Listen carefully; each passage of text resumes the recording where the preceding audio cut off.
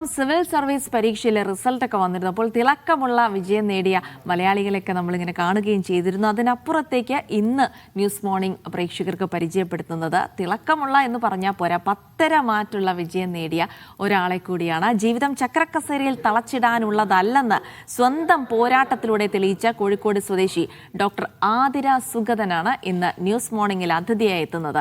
Civil service പരീക്ഷയിൽ 483 rank ജേതാവാണ് Athira. വാഹനാപകടത്തെ തുടർന്ന് അരയ്ക്ക് താഴേക്ക് ചലനശേഷി നഷ്ടപ്പെട്ട ആതിര പ്രതിസന്ധികളെല്ലാം അതിജീവിച്ചാണ് ഉന്നത വിജയം സ്വന്തമാക്കിയത്. അപ്പോൾ നമുക്ക് ആതിരയിലേക്ക് തന്നെ പോകാം. ആതിര തത്സമയം അതിഥിയായി ചേരുന്നുണ്ട്. ആതിര, ഗുഡ് മോർണിംഗ്, സ്വാഗതം ന്യൂസ് മോർണിംഗിലേക്ക്. അപ്പോൾ ഞാൻ വെറുതെ പറഞ്ഞതല്ല, ഹൃദയത്തിൽ മാറ്റുള്ള ജയം. അതെ, കാരണം ഒരുപാട് ആളുകൾക്ക്, ഒരുപക്ഷെ ഇന്ന് ഈ വാർത്ത കാണുന്ന ആളുകൾക്ക്, ഇന്ന് പത്രങ്ങളിലൂടെ ഇത് വായിക്കുന്ന ആളുകൾക്ക്, ഒരുപാട് ആളുകൾക്ക് വലിയ പ്രചോദനം, എനിക്കിനിയും ഒരുപാട് കാര്യങ്ങൾ ചെയ്യാൻ പറ്റുമെന്നുള്ള ആത്മവിശ്വാസം നൽകുന്ന ഒരു വിജയമാണ് ആതിരയുടേതെന്ന് എനിക്ക് നിസ്സംശയം തോന്നുന്നുണ്ട്. അപ്പോൾ ആതിര, ആദ്യം തന്നെ അഭിനന്ദനങ്ങൾ. ഇത്രയും വലിയൊരു നേട്ടം ആരോടാണ് നന്ദി പറഞ്ഞു തുടങ്ങാനുള്ളത്?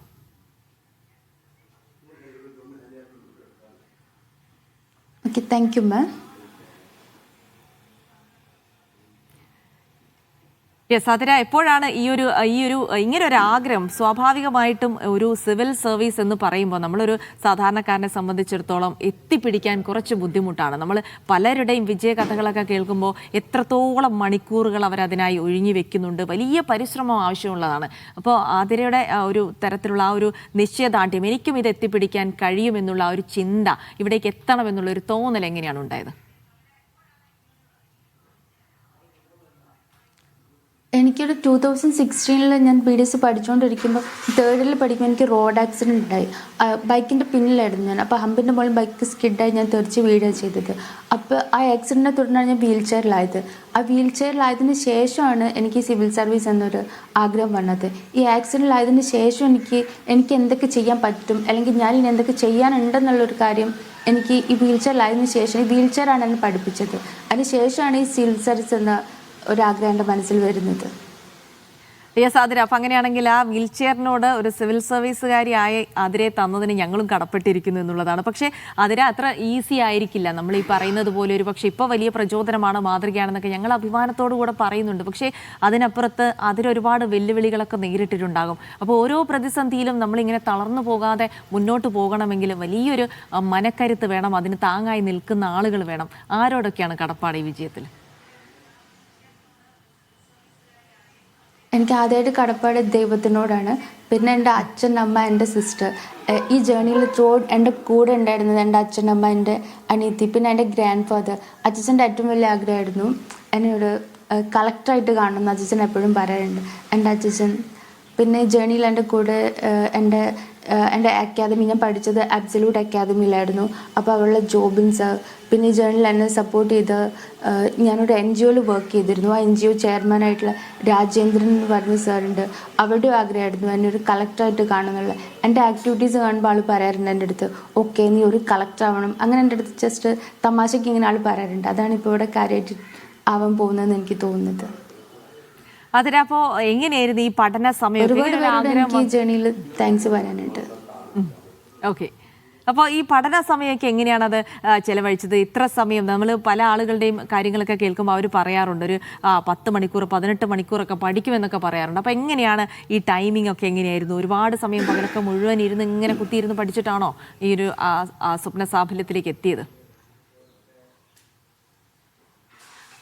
ഞാൻ ഈ സിവിൽ സർവീസ് പ്രിപ്പറേഷന് മുന്നേ ഞാൻ ഈ വീൽ ചെയറിലായി, ഇനിയിപ്പോൾ എന്താ ചെയ്യുക, നെക്സ്റ്റ് എന്താ ചെയ്യുക, നാളെ എന്തായിരിക്കും, ഞാൻ ഇങ്ങനെയായപ്പോൾ എന്താ ചെയ്യുക, അങ്ങനെയൊക്കെയാണ് ഞാൻ ചിന്തിച്ചുകൊണ്ടിരുന്നത്. പക്ഷേ പ്രിപ്പറേഷനിലേക്ക് വന്നൊരു പോസിറ്റീവ്, ഞാൻ പിന്നെ ഒരിക്കലും എൻ്റെ സിറ്റുവേഷനെ പറ്റി ഞാൻ ചിന്തിച്ചിട്ടില്ല.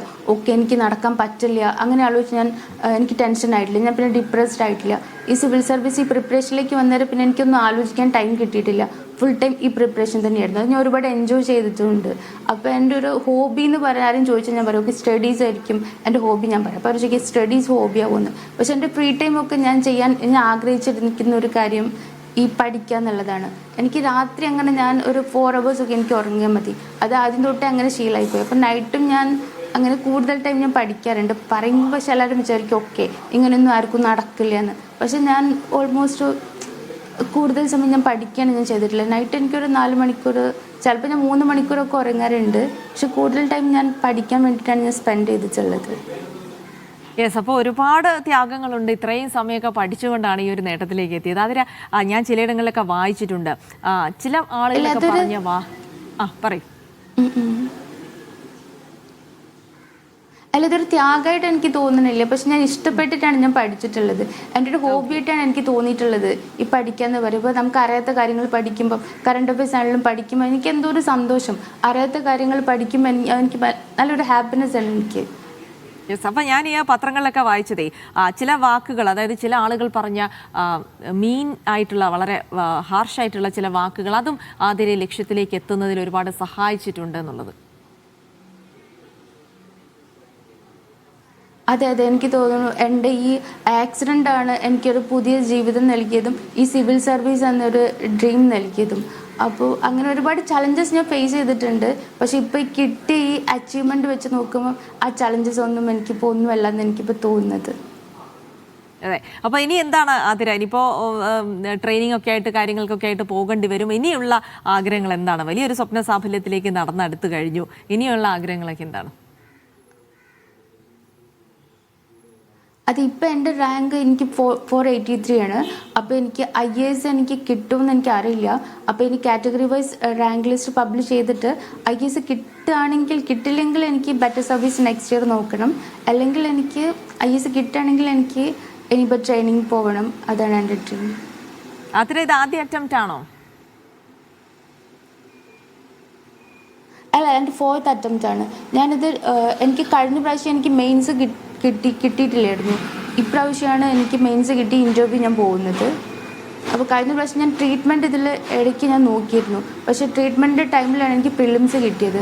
അപ്പം പിന്നെ മെയിൻസ്, പിന്നെ എനിക്ക് ട്രീറ്റ്മെൻറ്റ് ഇടയിൽ എനിക്ക് പഠിക്കാനുള്ള ടൈമില്ലായിരുന്നു. അങ്ങനെ എനിക്ക് മെയിൻസ് എനിക്ക് കിട്ടിയില്ല. അതുകൊണ്ട് ഈ ഒരു ലാസ്റ്റ് ഒരു 1 ഇയർ മൊത്തമായിട്ട് ഞാൻ ട്രീറ്റ്മെൻറ്റ് എല്ലാം സ്റ്റോപ്പ് ചെയ്തു. ഞാൻ കംപ്ലീറ്റ് സ്റ്റഡീസ് തന്നെയായിരുന്നു. അതിനായത് മുന്നോട്ട് പോകുമ്പോൾ ഇപ്പോൾ പഠിച്ചു, ഇത് നേടി, അപ്പോൾ IAS കിട്ടിക്കഴിയുമ്പോൾ ഏതെങ്കിലും തരത്തിൽ ഇപ്പോഴുണ്ടാകുന്ന പരിമിതികൾ അതൊരു വെല്ലുവിളിയാകും, അങ്ങനത്തെ ആശങ്കയൊക്കെ ഉണ്ടോ? അതോ വലിയ ആത്മവിശ്വാസത്തിൽ തന്നെ മുന്നേറുകയാണോ? കാരണം ഒരുപാട് ആളുകൾക്ക് പ്രചോദനമാകുന്ന കാര്യം കൂടി ആയതുകൊണ്ടാണ് ഞാനത് എടുത്തു ചോദിക്കുന്നത്. അല്ല, ഇപ്പം എനിക്കൊരു കോൺഫിഡൻസ് ഉണ്ട്. ഓക്കെ, എനിക്ക് എന്തൊക്കെ ചലഞ്ചസ് ഉണ്ടെങ്കിലും എനിക്കത് ഫേസ് ചെയ്യാൻ പറ്റും. അങ്ങനൊരു ചലഞ്ചസ് ഇപ്പം എനിക്കുണ്ട്. എന്തൊക്കെ പരിമിതികൾ ഉണ്ടെങ്കിലും ഒക്കെ എനിക്കത് ഓവർകം ചെയ്യാൻ പറ്റുന്നുള്ളൊരു കോൺഫിഡൻസ് ഇപ്പം എനിക്കുണ്ട്. യെസ്, അപ്പോൾ എന്തായാലും ആതിര എല്ലാ ഇതുവരെ ഞാൻ എൻ്റെ ലൈഫിൽ ഫേസ് ചെയ്തതും പോലത്തെ ചലഞ്ചസ് എനിക്ക്. Okay, thank you ma'am. Yes, അപ്പോൾ താങ്ക് യു ആതിര. അപ്പോൾ വളരെയധികം നന്ദി. ഇനി എനിക്ക് തോന്നുന്നില്ല. യെസ്, സോറി, ഇടയ്ക്കിടയ്ക്ക് നമ്മളിങ്ങനെ പെട്ടുപോവുകയാണ്. ശരി, താങ്ക് യു ആതിര. എന്തായാലും വളരെയധികം നന്ദി ഈ സമയം നമ്മൾ ന്യൂസ് മോർണിംഗിനോട് പ്രതികരിച്ചതിന്. Athira is full of positivity. കണ്ടോ, എത്ര തരത്തിലുള്ള ചലഞ്ച് ഉണ്ടായാൽ പോലും അതിനെയൊക്കെ മറികടക്കുന്ന ഒരു പോസിറ്റിവിറ്റി ഉണ്ടല്ലോ മനുഷ്യർക്ക്. എല്ലാവർക്കും അതുണ്ടാകും, അത് കണ്ടെത്താൻ കഴിയാത്തതാണ്.